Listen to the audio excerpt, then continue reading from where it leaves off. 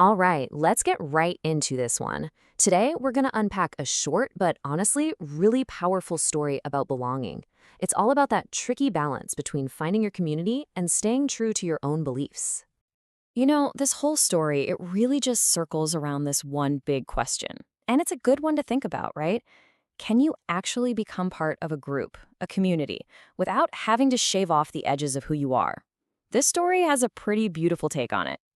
So, first up, let's meet our main character. Her name is Alara, and she is a wanderer in the truest sense of the word.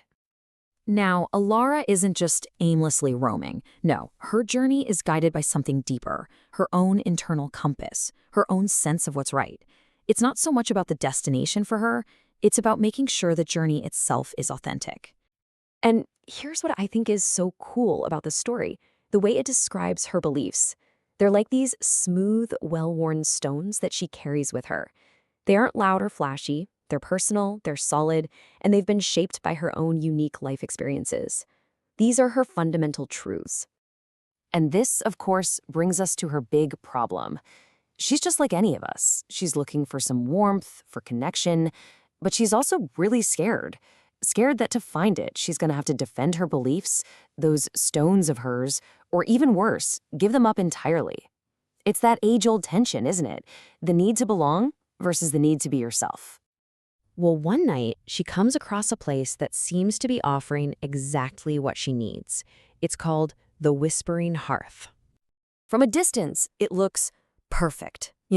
Just this warm, inviting glow. It practically screams community, safety, a place to share stories. But, like we just talked about, Ilara is cautious. She knows that sometimes that kind of warmth comes with strings attached. But when she actually steps inside, the vibe is, well, it's different. It's not loud, it's not demanding. There's just this incredible feeling of calm, of peaceful coexistence. She's met with this silent, open welcome. Nobody rushes over, nobody puts her on the spot. She's just allowed to be there. And this brings us to the absolute heart of the story. It all comes down to one simple exchange, a conversation that tells you everything you need to know about this place. An elder comes up to her, and Alara just lays it all out there with so much honesty and vulnerability. This one line is everything.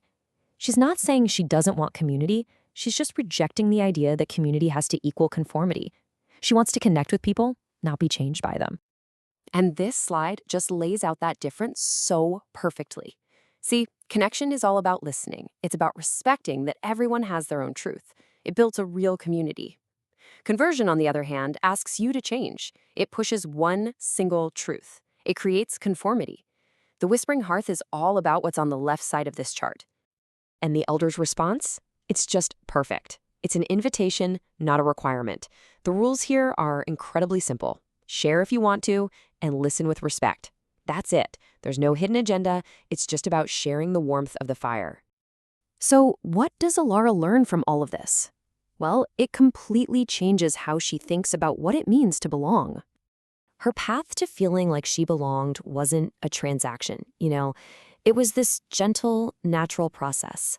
She just watched for a while, she listened for little bits of stories that resonated with her own, and only when she felt truly moved did she share a piece of herself. And through it all, she just felt accepted. And that's the whole point, isn't it? Her core self, those precious, well-worn stones she carries, they were never at risk.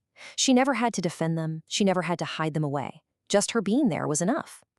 So this gives us this brand new, really profound idea of what true belonging is. It's not about everybody thinking the same way. It's about creating a space where your presence is valued more than your agreement. A place where connection can actually grow because everyone is different. And that's the beautiful end to her visit. The Whispering Hearth didn't change what Alara believed in. Not at all. It changed her belief in what was possible. It showed her that a community like this could exist. She left with hope. Which, of course, leaves us with one last thing to think about. In a world that so often feels like it's asking us to choose a side, to conform, where can you find a place like this? Or maybe, where can you help create one? A place that values connection over conversion. Where is your Whispering Hearth?